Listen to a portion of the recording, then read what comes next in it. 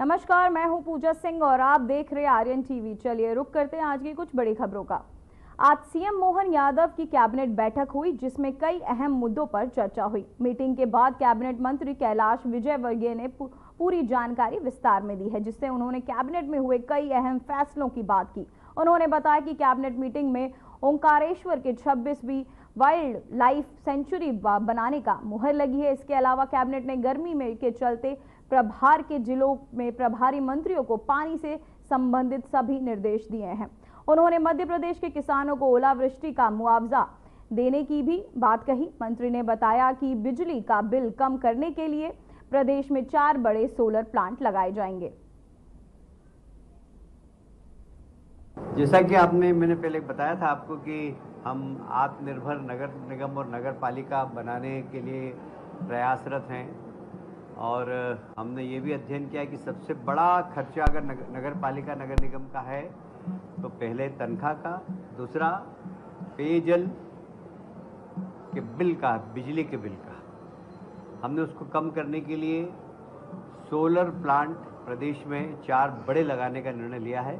उस पर कार्रवाई चल रही है। उसी प्रकार से लोक स्वास्थ्य यांत्रिकी विभाग भी जितनी भी समूह जल योजना है उनके लिए भी अब सोलर प्लांट लगाने का आज कैबिनेट में उन्होंने अनुमति मांगी थी, जिससे कि जल योजनाएं बहुत भार नहीं आए, कम कीमत पर और उनको बिजली उपलब्ध हो सके। और यदि सरप्लस बिजली हो तो वो विद्युत मंडल खरीद सके, तो मतलब बिजली बेचने वाला भी समूह योजना हो सके। ऐसे उन्होंने कैबिनेट में अनुमति मांगी है। आज वो अनुमति उनको प्रदान कर दी गई है। माननीय मुख्यमंत्री जी ने निर्देश दिए, गर्मी प्रारंभ हो गई है, इसलिए सभी माननीय मंत्रीगण अपने अपने प्रभार के जिले में पानी की व्यवस्था को देखें, लोगों को पीने का पानी मिले, पशुओं को पीने का पानी मिले और समाज के अंदर इस प्रकार का वातावरण बने कि पक्षियों के लिए भी लोग पानी की व्यवस्था करें। मैं समझता हूँ इतना बारीक कोई मुख्यमंत्री सोचता नहीं है कि पशुओं के पानी की भी चिंता करें और पक्षियों के पानी की भी चिंता करें। आज कैबिनेट में माननीय मुख्यमंत्री जी ने सभी माननीय कैबिनेट मंत्रियों से आग्रह किया है। अभी कुछ क्षेत्रों में ओलावृष्टि हुई है। ओलावृष्टि के लिए भी माननीय मुख्यमंत्री जी ने निर्देश दिए हैं सारे कलेक्टर्स को कि जल्दी से उसका सर्वे करें और आपदा प्रबंधन के माध्यम से उन सब किसानों का जिनका नुकसान हुआ है उन्हें आरबीसी की तहत उनकी जो मुआवजा है वो उनको अतिशीघ्र मिले, इसकी चिंता करें। तो एक बड़ी खबर सामने आ रही है, जहां सीएम मोहन ने की कैबिनेट बैठक, कई अहम फैसलों पर लगी मुहर। कैबिनेट मंत्री ने दी विस्तार से जानकारी। तो वहीं आपको बताते चले कि बड़ी खबर सामने आ रही है, जहां सभी योजनाओं के लिए दी गई है धनराशि। बजट के सफल संचालन पर बोले सीएम मोहन। कहा, आपको बताते चले, बजट के सफल संचालन पर बोले सीएम मोहन यादव। कहा, बजट सफल संचालन के लिए अध्यक्ष को बधाई। योजनाओं के लिए दी गई है धनराशि, सभी योजनाओं पर किया आज दोबारा उल्लेख। सीएम मोहन का गौ संवर्धन योजना पर बयान, सभी योजनाओं पर किया जाएगा दोबारा उल्लेख। योजनाओं के लिए दी गई है धनराशि।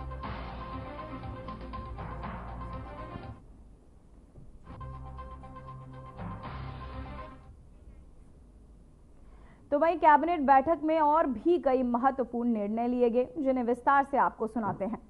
भारतीय कैलेंडर की शुरुआत गुड़ी पड़वा से। सभी जिलों में नव वर्ष के रूप में मनेगा गुड़ी पड़वा। पूरे देश में उत्सव के रूप में मनाया जाएगा। तो वहीं आपको बताते चले कि भारतीय कैलेंडर की शुरुआत गुड़ी पड़वा से होती है।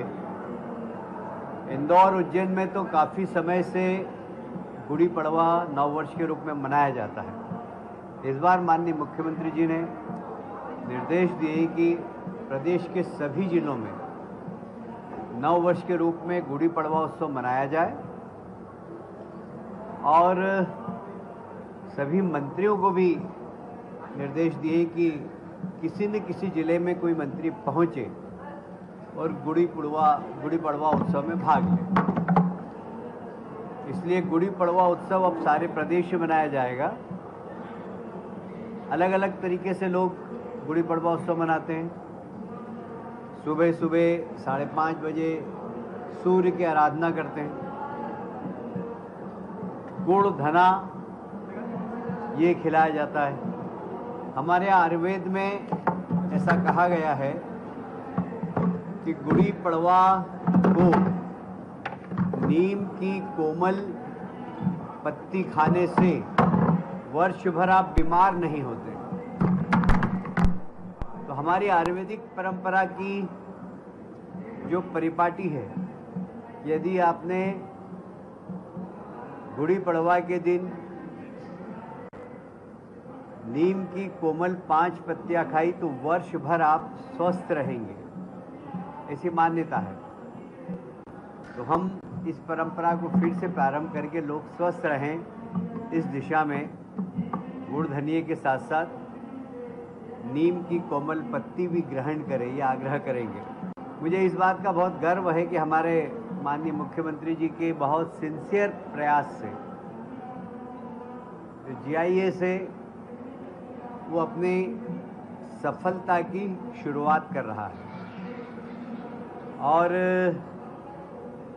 जैसा कि पहले बताया गया था कि सभी प्रमुख सचिव जिनके यहाँ MOU हुए हैं वो साप्ताहिक उसकी प्रगति का अध्ययन करें और रिपोर्ट माननीय मुख्य सचिव को दें। मुख्य सचिव हर महीने इसकी समीक्षा करेंगे अलग अलग विभाग से, और 2 महीने में माननीय मुख्यमंत्री जी इसकी समीक्षा करेंगे। उसके परिणाम आना प्रारंभ हो गए।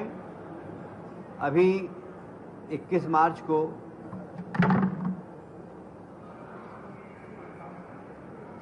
भिंड चंबल में 18 भूमि पूजन हुए। अगर आपको डिटेल कहूँ कौन कौन सी कंपनी, तो मैं नाम बता सकता हूँ, पर वो आपको राइटिंग में मिल जाएंगे। 18 ऐसे ग्वालियर में भी भूमि पूजन हुए हैं।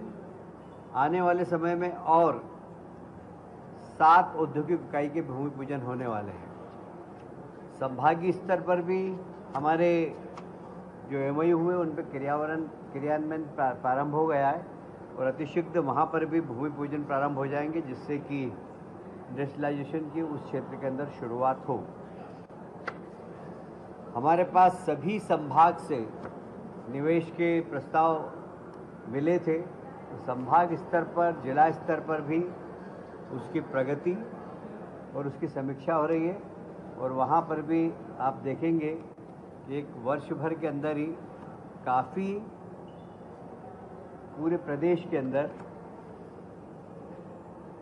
इंडस्ट्रियलाइजेशन की शुरुआत हो जाएगी। माननीय मुख्यमंत्री जी ने निर्देश दिए, गर्मी प्रारंभ हो गई है, इसलिए सभी माननीय मंत्रीगण अपने अपने प्रभार के जिले में पानी की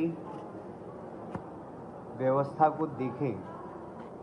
लोगों को पीने का पानी मिले, पशुओं को पीने का पानी मिले, और समाज के अंदर इस प्रकार का वातावरण बने कि पक्षियों के लिए भी लोग पानी की व्यवस्था करें।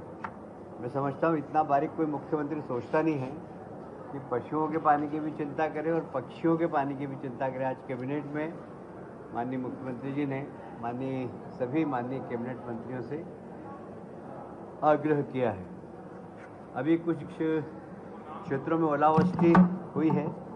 ओलावृष्टि के लिए भी माननीय मुख्यमंत्री जी ने निर्देश दिए हैं सारे कलेक्टर्स को कि जल्दी से उसका सर्वे करें और आपदा प्रबंधन के माध्यम से उन सब किसानों का जिनका नुकसान हुआ है उन्हें RBC की तहत उनकी जो मुआवजा है वो उनको अतिशीघ्र मिले, इसकी चिंता करें। मुझे कहते हुए बहुत प्रसन्नता हो रही कि हमारे यहाँ ओंकारेश्वर में 26वीं वाइल्ड लाइफ सेंचुरी स्वीकृत हो गई है। हमें ये कहते हुए बहुत प्रसन्नता हो रही है कि इस वाइल्ड लाइफ में जितना भी वन क्षेत्र है वहाँ पर कोई भी वनग्राम नहीं है, इसलिए किसी प्रकार की कोई परेशानी नहीं है। लगभग 614 वर्ग किलोमीटर प्रदेश 614 किलोमीटर की ये वर्ग मीटर की वन सेंचुरी है ये, और ये 26वीं वाइल्ड लाइफ सेंचुरी होगी, जिसका कि देश में सर्वाधिक वन सेंचुरी बनाने का जो एक रिकॉर्ड है वो मध्य प्रदेश के नाम है।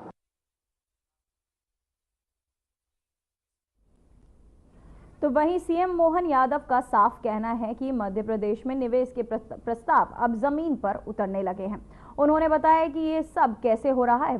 प्रदेश भर में संभाग स्तर पर यह सिलसिला लगातार चलते ही जा रहा है, जिसमें औद्योगिक विकास को नई गति मिलेगी। और वहीं उन्होंने 30 मार्च से प्रदेश में जल गंगा सर्वधर्म अभियान प्रारंभ होने की जानकारी दी। साथ ही प्रदेश को 26वीं वाइल्ड लाइफ सेंचुरी मिलने का भी जिक्र किया। सुनिए निवेश के प्रस्ताव पर अब जमीन पर है तो उन्होंने क्या कुछ कहा, आपको बताते हैं। ये खास करके निवेश को लेकर के मैं बधाई चाहूँगा चंबल के अंचल के लोगों को, जिनके माध्यम से 18 फैक्ट्रियों का भूमि पूजन अभी 2 दिन पहले हुआ है। इसमें 11 मुरैना, 7 ग्वालियर, 1 भिंड, और ये सिलसिला चालू हो गया है। अब अपना कल उज्जैन में उज्जैन संभाग की, उज्जैन नगर की 13 और बाकी 12 संभाग की, कल 25 फैक्ट्रियों का पुनः भूमि पूजन होने वाला है। ऐसे करके संभाग में एक तरह से ये क्रम लगातार चलने वाला है। इस नाते से आपको बधाई देना चाहूँगा। और दूसरा खास बात, 30 तारीख से हमारा जल गंगा संरक्षण अभियान चालू होने वाला है। तो जल गंगा संरक्षण अभियान में हमारे अपने क्षेत्र में, प्रवार के जिले में जितने भी कुएं, बावड़ी, नदी, तालाब जो है जहाँ है, उन सबके लिए हम अपना 2-3 महीने का प्लान बना लें। दोबारा इसकी समीक्षा करके इस पर कैसे हम और आगे बढ़ सकते हैं, इसकी चिंता आपको करना चाहिए। आने वाले समय में हम सब, जैसे आपको ध्यान में आया कि 2 हमने टाइगर अभयारण्य बनाए, अब 2 सेंचुरी बना ली। एक ओंकारेश्वर सेंचुरी जो आने वाले समय में ये टाइगर रिजर्व की तरफ जाए। इसकी खास बात ये है कि यहाँ कोई एक भी गाँव नहीं, ना कोई एक बस्ती, ये अपने आप में वैसी बहुत अच्छा सघन वन है, जहाँ स्वाभाविक रूप से वनों के और वन्य जीव के लिए बहुत अनुकूल उदाहरण है। इसलिए 614 वर्ग किलोमीटर की 26वीं वाइल्ड लाइफ सेंचुरी ये अपने स्वीकृत की है, ये बड़ी उपलब्धि है।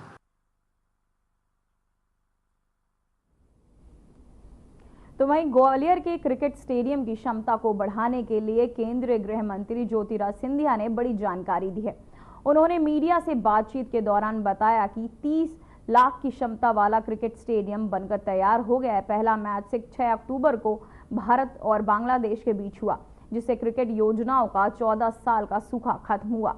अब ग्वालियर और चंबल में कई मैच खेले जाएंगे। उन्होंने कहा कि इसकी क्षमता 50,000 तक बढ़ाने की हमारी कोशिश जारी है। ये बहुत एक ऐतिहासिक संस्था है, एक संस्था है जो 1963 में स्थापित की गई। आज कृष्णा जी इस संस्था की पहली हमारी ग्रेजुएट हमारे साथ रही हैं। इससे इस संस्था से भारत की नई एक ओजस्वी ऊर्जा वान हमारे नए नागरिक निकलेंगे, इसका मुझे पूरा विश्वास है। संस्था को मेरे तरफ से बहुत बहुत शुक्रिया। स्टेडियम अभी 30,000 की क्षमता का बन चुका है। पहला इंडिया बांग्लादेश मैच भी 6 अक्टूबर को आयोजित किया गया। 14 साल की सूखे के वातावरण को समाप्त की गई है और अब अनेक मैचेस ग्वालियर और चंबल दोनों में खेले जाएंगे। इसकी क्षमता भी बढ़ाने के लिए हम लोग संकल्पित हैं। बीसीसीआई से भी क्या ऐसा झगड़ क्या रहे हो भाई, बीसीसीआई से भी राशि आ रही है और क्षमता भी हम लोग बढ़ाएंगे। हमारी कोशिश होगी। तो वहीं छत्तीसगढ़ विधानसभा में राष्ट्रपति द्रौपदी मुर्मू ने जय जोहर के साथ संबोधन शुरू किया। उन्होंने विधानसभा की 25 सालों की यात्रा के लिए सदस्यों को बधाई दी। इसके अलावा राष्ट्रपति ने अपने संबोधन में छत्तीसगढ़ के विकास की असीम संभावनाएं बताई। राष्ट्रपति ने कहा कि आपका राज्य हरे भरे जंगलों और अन्य प्राकृतिक वरदानों से समृद्ध है। इसके अलावा राष्ट्रपति मुर्मू ने नीतियों पर विकास और प्रकृति के बीच संतुलन स्थापित करने की जिम्मेदारी दी है। में विकास की असीम संभावनाएं विद्यमान है। सीमेंट, खनिज उद्योग, स्टील, एल्युमिनियम तथा विद्युत उत्पादन जैसे क्षेत्रों में विकास के प्रचुर अवसर है। यहाँ के पारंपरिक लोक शिल्पों की देश विदेश में सराहना होती है।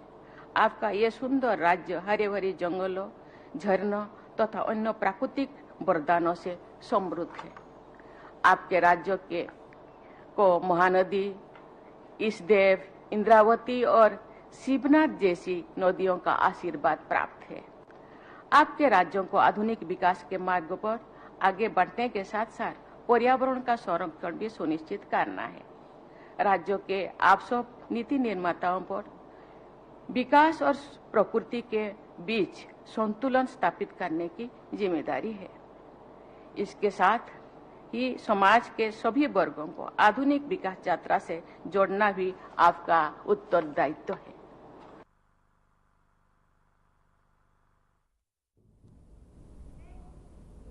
तो वहीं छत्तीसगढ़ के मुख्यमंत्री विष्णुदेव साय ने आज जल संसाधन विभाग एवं लोक स्वास्थ्य यांत्रिकी विभाग की महत्वपूर्ण बैठक में शामिल हुए। इस बैठक का आयोजन मंत्रालय महानदी भवन नवा रायपुर में किया गया। इस बैठक में अहम मुद्दों पर चर्चा की गई। जल संसाधन विभाग की बड़ी बैठक, जहां कई अहम मुद्दों पर चर्चा की गई। साथ ही आपको बताते चले सीएम विष्णुदेव साय की ये बड़ी बैठक, जहां कई अहम मुद्दों पर चर्चा की गई। जल संसाधन विभाग की ये बड़ी बैठक, अहम मुद्दों पर की गई चर्चा।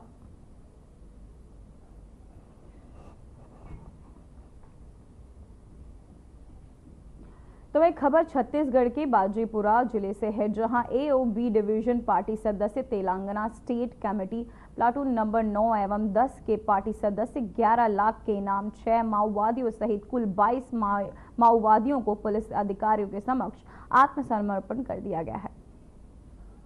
पुनर्वास नीति और आत्मसमर्पण की नीति के अंतर्गत लगातार जिला बीजापुर में नक्सलियों और उनके समर्थकों के द्वारा उनके नक्सल संगठन के धारा से विमुख होकर के, उनके मुंहभंग होकर के लगातार इसमें आत्मसमर्पण किया जा रहा है और इसमें लगातार पुलिस और केंद्रीय पुलिस बल के द्वारा प्रयास किया जा रहा है। इसी क्रम में आज कुल 22 नक्सलियों के द्वारा आत्मसमर्पण किया गया है। इसमें एओबी के सदस्य, इसके अलावा प्लाटून मेंबर्स और तेलंगाना स्टेट कमेटी मेंबर्स इत्यादि कुल 11 लाख के इनामी नक्सली हैं और इनके द्वारा इनके जो नक्सल संगठन से मोहभंग पश्चात मुख्य धारा से जुड़ना और शासन के कल्याणकारी जो कार्य हैं, या इनके स्थानों तक पहुंचना, इसके अलावा लगातार नवीन कैंपों की स्थापना और लगातार हमारे जो पुलिस बल और सीआरपीएफ के बल हैं, इनके द्वारा ऑपरेशन लॉन्च किया जाना, इन सब के प्रयासों और इन सब के एफर्ट के द्वारा लगातार इसमें प्रयास किए गए हैं और आज कुल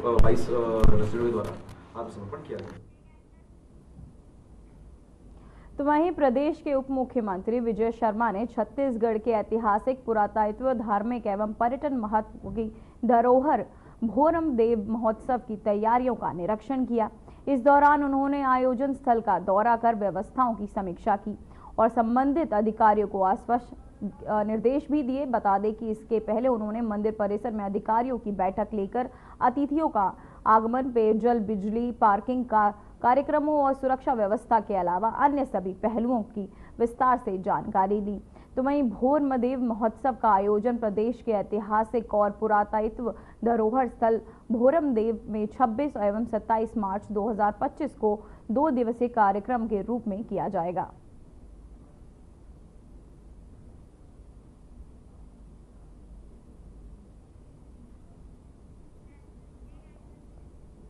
तो वहीं छत्तीसगढ़ पंचायत सचिव संघ अपनी मांगों को लेकर 17 मार्च से अनिश्चितकालीन धरना प्रदर्शन कर रहा है। इस बीच राज्य सरकार के तहत पंचायत सचिवों को 24 घंटे के भीतर काम पर लौटने का आदेश भी जारी किया गया है, जिसका सचिव संघ ने कड़ा विरोध किया। वहीं पथरिया जनपद पंचायत क्षेत्र के सचिवों ने सरकार के आदेश की प्रतियां जलाकर अपना आक्रोश व्यक्त किया। साथ ही उनका कहना है कि जब तक उनकी मांगे पूरी नहीं होती तब तक वे अपनी हड़ताल जारी रखेंगे। संघ ने चेतावनी दी है कि यदि 31 मार्च तक उनकी मांगों को स्वीकार नहीं किया गया तो वे 1 अप्रैल से मंत्रालय का घेराव करेंगे।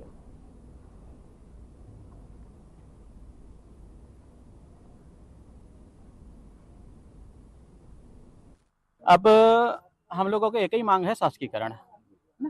शासकीकरण के मांग को लेकर पिछले 17 तारीख से लेकर आज तक हड़ताल में बैठे हैं और हमारे पंचायत संचालनालय से एक पत्र जारी हुआ है 24 घंटे के भीतर काम में वापसी हो जाए करके, जिनकी प्रतियां विरोध में हम आज यहाँ जलाए हैं।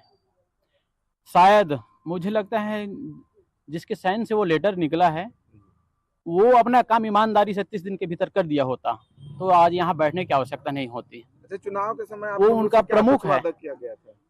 एक ही वादा है शासकीकरण, जितने के 30 दिन के अंदर है ना मोदी के गारंटी में लिया गया था और मोदी के गारंटी में लेने के बाद हमको मुख्यमंत्री महोदय द्वारा भी, माननीय मुख्यमंत्री महोदय द्वारा भी पूरी तरीके से आश्वस्त किया था कि ये मोदी की गारंटी है, इसको घोषणा करने की जरूरत नहीं है।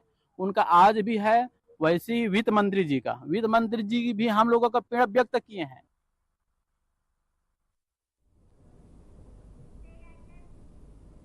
तो वहीं रायपुर से खबर सामने आ रही है, जहां रायपुर मौसम विभाग ने जारी किया ऑरेंज अलर्ट। अगले 3 घंटे के लिए बस्तर संभाग के लिए जारी अलर्ट। बस्तर, बाजीपुर, देव, दंतेवाड़ा, कोरडा गांव और नायरपुर में बारिश के आसार, गरज चमक के साथ अधड़ चलने के आसार। आपको बताते चले कि एक मौसम विभाग ने ऑरेंज अलर्ट जारी किया, जहां गरज चमक के साथ चलने के आसार बताए जा रहे हैं। रायपुर मौसम विभाग ने जारी किया ऑरेंज अलर्ट। अगले 3 घंटे के लिए बस्तर संभाग के लिए ऑरेंज अलर्ट। दंतेवाड़ा, कोड़ा गांव, नारायणपुरा में ये अलर्ट जारी। गरज चमक के साथ अधड़ चमक सकते हैं। तो वहीं अगले 3 घंटे के लिए ऑरेंज अलर्ट जारी, जहां मौसम विभाग ने जारी किया ऑरेंज अलर्ट। बस्तर संभाग के लिए जारी ये अलर्ट, जहां बस्तर, बाजीपुर, दंतेवाड़ा में ये के लिए ऑरेंज अलर्ट। अगले 3 घंटे के लिए बस्तर संभाग के लिए ये अलर्ट जारी। मौसम विभाग ने जारी किया ऑरेंज अलर्ट। बस्तर, बाजीपुर, दंतेवाड़ा, कोड़ा गांव में ये अलर्ट जारी, गरज चमक के साथ। आपको बताते चले अलर्ट जारी, मौसम विभाग ने जारी किया ऑरेंज अलर्ट। अगले 3 घंटे के लिए बस्तर संभाग के लिए जारी अलर्ट।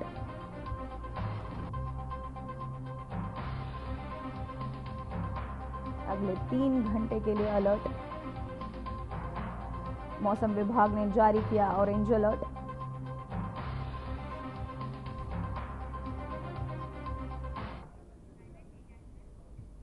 तो वहीं इंदौर के रेवती रेंज में आज से 18वीं अखिल भारतीय पुलिस निशानेबाजी खेल प्रतियोगिता शुरू होने जा रही है, जिसके शुभारंभ के लिए सीएम मोहन ने शिरकत की है।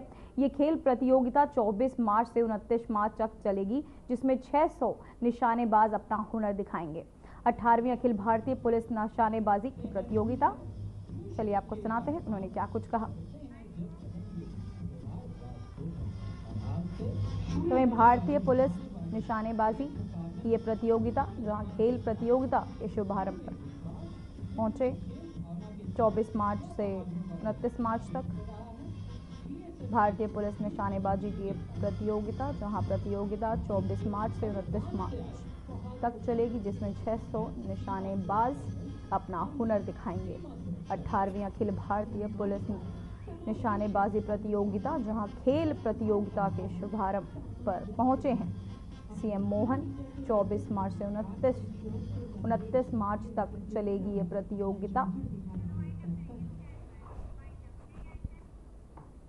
फिलहाल बुलेटिन में बस इतना ही। मुझे दीजिए इजाजत। नमस्कार।